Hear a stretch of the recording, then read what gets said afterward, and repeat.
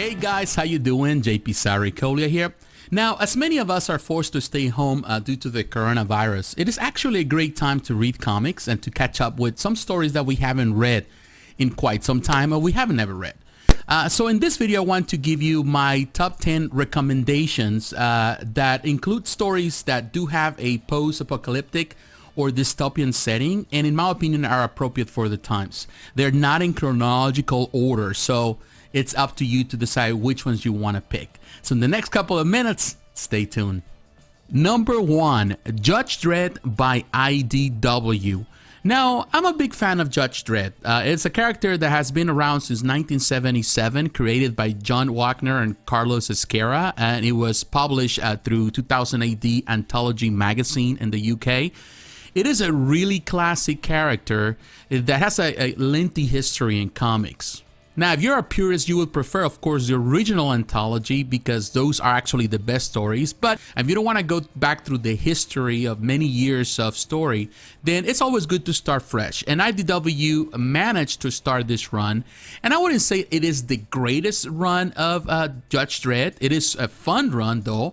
Now, the stories were written in this new series by Duane Sierczewski, illustrated by Nelson Daniel. I love the art. The colors are great. The story is a bit, I would say, gory at times, a bit too mature for one sense.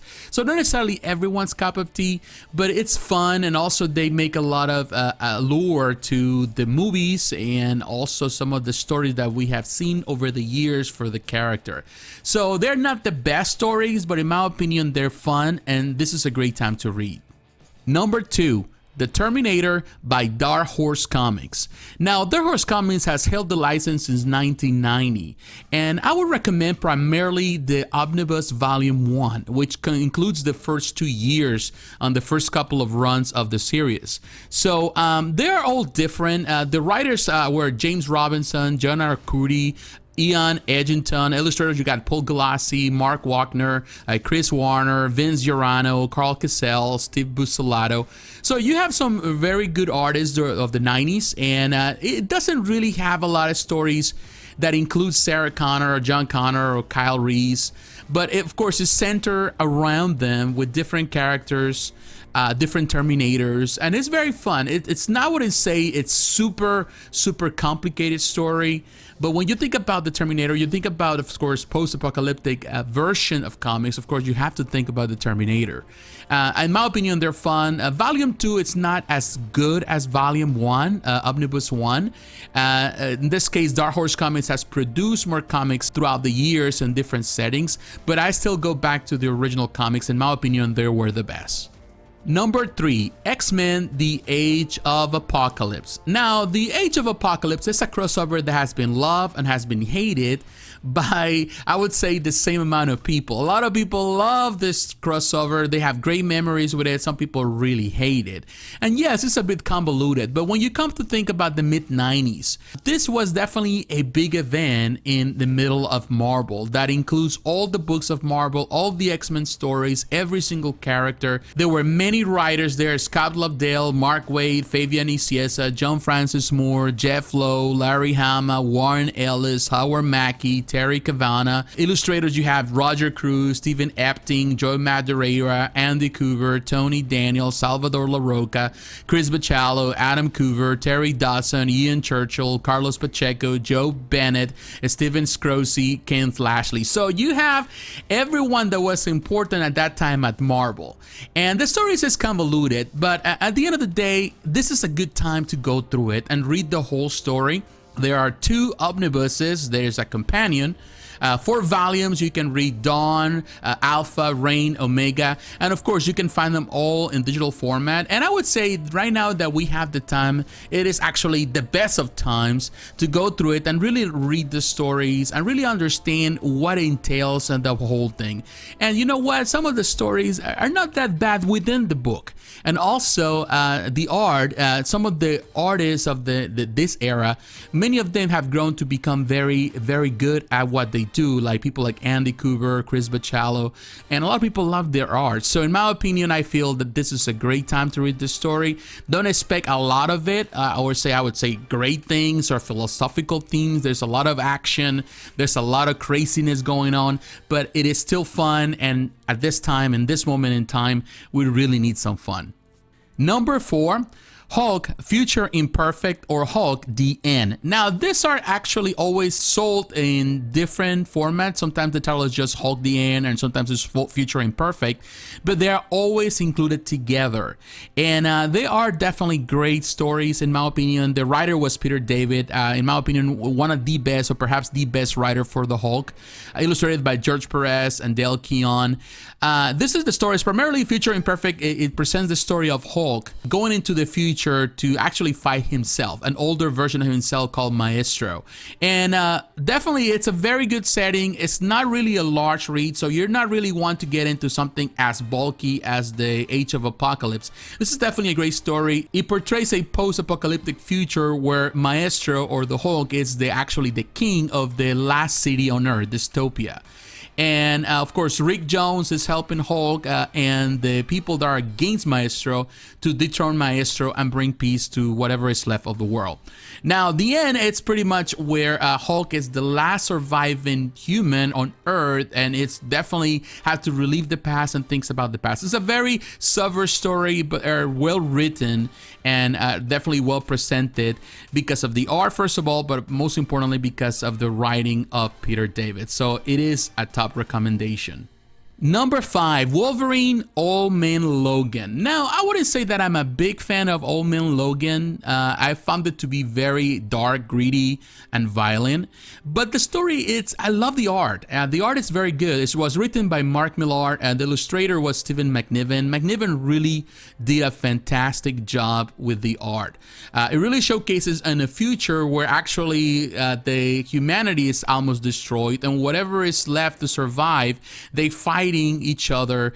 The Hulk is taking control of a part of the United States, Magneto another part, Doctor Doom takes control of another, the Red Skull also, and all of these characters are dominating. And of course now Logan is an old man that is haunted by his past. He was mind controlled by an illusion through Mysterio, and he killed all the X-Men, so he vowed never to use his claws again.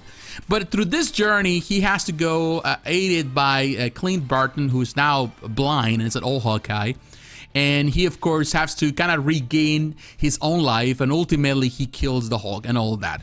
But the story and the journey they have to go through, it's interesting. It is violent. A lot of people love it, and in many ways this was the inspiration of Logan the film. But it is a very interesting take, and of course the art, it's in my opinion, is spectacular. So yes, it is another recommendation.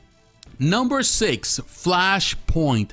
Now, this is a 2011 crossover, a limited series that led to the launch of the New 52. The main series only contains 5 issues, but the total of the crossover is like 61, so it's really large. But if you only want to read just the basics, just read the Flashpoint main series, the 5 issues, and that'll be all. Now, the writer was Jeff Jones, in my opinion, one of the greatest writers in DC, illustrated by Andy Cooper. Of course, it's an older now Andy Cooper in comparison to the Age of Apocalypse, so his art is 10 times better. It's just better. The story follows the life of Barry Allen. He actually discovers that the Reverse Flash has gone back in time through the Speed Force and has changed the timeline.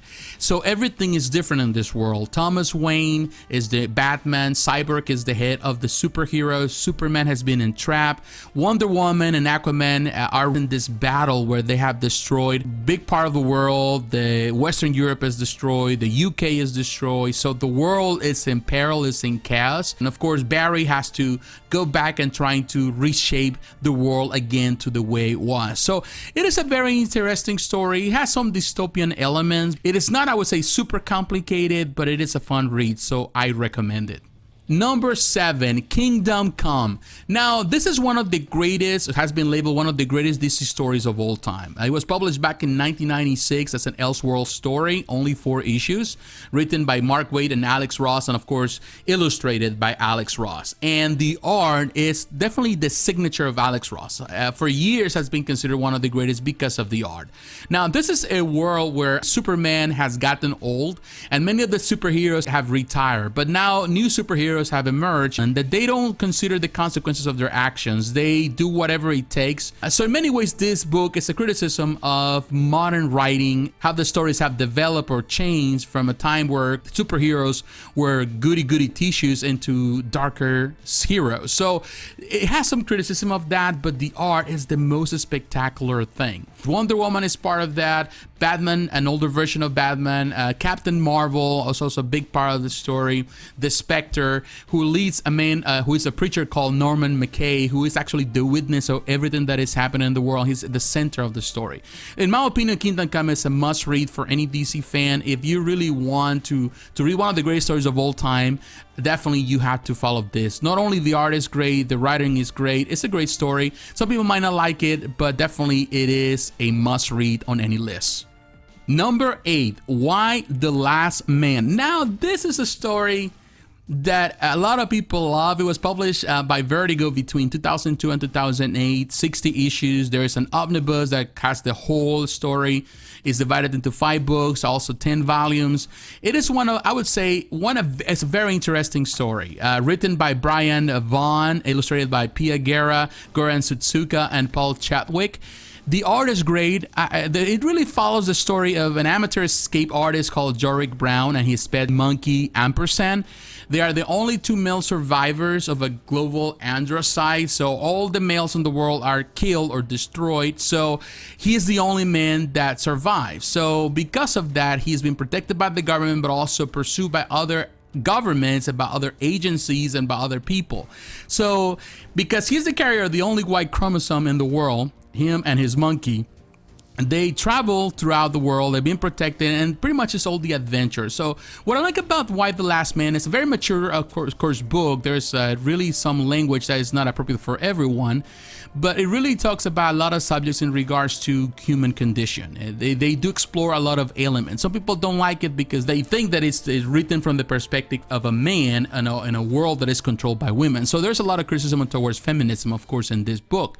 But at the same time, it does present the cases of what would happen. It's a what-if story, and it does have a lot of understanding also of how we see the world and our expectations. So I really kind of like the story. I wouldn't say that it's my most favorite of all times, but it's definitely a story that is important to read, and some people will love and some people would hate, but at the end of the day, it's an interesting story that really applies to these times. Number 9, The Walking Dead. This is one that definitely needs to be on this list because a lot of people love The Walking Dead. You know, the theme of zombies or the zombie apocalypse is very prevalent in comics. And in my opinion, no other comic book story has done it as well as The Walking Dead. Published by Image Comics between 2003 2019, 193 issues. There is 4 compendiums, 32 volumes, written by Robert Kirkman, illustrated by Tony Moore and Charlie Adlard. These are great stories. To be honest with you, I wouldn't say that I was always a fan of The Walking Dead until I started reading The Walking Dead, and I realized, well, wait a minute, there's a big difference between the TV show and the comic book. The comic book is 10 times better than in this case, the TV show. And it's followed the story of Rick Grimes, a Kentucky deputy that is shot and then, of course, goes into a coma and then is awakened from this coma in a zombie apocalypse. So it follows his story where he has to really save himself, and he becomes the leader of a community, and they have to really escape the zombies, and really explores a lot of aspects of life, what if moments. It definitely has a lot of philosophical elements that make the story great. Everything is really in black and white, which I really love. It feels well with this comic book story. It's a very interesting one, and of course, now that we have the time, it's a fun read, and it is mature, but definitely one that you should read at some point in time. Number 10, Watchmen by DC Comics. Of course, this is one that is on my top 10 list of best comics of all times. Published between 1996 and 1997, 12-issue maxi series. You can find the absolutes, the box sets, the trade paperbacks, so there's many ways that you can find it. And of course digitally. Written by Alan Moore, illustrated by Dave Gibbons and John Higgins, who is the colorist. The art is superb. The writing is great. Definitely Alan Moore explores a lot of philosophical elements. This is not a post-apocalyptic film, but it is more like a dystopian world, or a world where everything has gone wrong. And it does have a lot of 80s element on the way the 80s people saw the future in the shadow of the Cold War and a war between the United States and the Soviet Union. So there is this fear of Armageddon, and I feel that that's the best part of it. And in the middle of it, you see the stories unfolding, the death of the comedian and how Rorschach is investigating the characters like Dr. Manhattan, Night Owl, Silk Spectre, Ozymandias, and all of that really creates a lot of drama. It is a thriller story, and definitely one that really applies to today and the fear of today, and the fear, of course, of the future and the unknown. In my opinion, Watchmen is one that needs to be read at some point in time. It is a must-read for any comic book aficionado. Well, guys, there you have it. These are my top picks. I would say that not necessarily they are for everyone. Some people might dislike some settings, some people might dislike the violence in some other stories, or even the language. But in my opinion, if you have an open mind and you're, in this case, open to try new things, these stories are very interesting and very mature for the content. And actually, some of them, they have a lot of clever moments. So definitely they are appropriate for the times. But what is your opinion? Is there a story that I miss? Of course, there's plenty stories with the same settings. There's a lot of different publishers, and I cannot count all of them in this list. But in my opinion, these are my top picks. But what are yours? Let me know in the comments below. So once again, my friends, thanks for watching. Don't forget to like, to comment, and to subscribe, and to hit the notification button so you're reminded of the next video. And God bless you. Take care. I'll talk to you again. Bye-bye.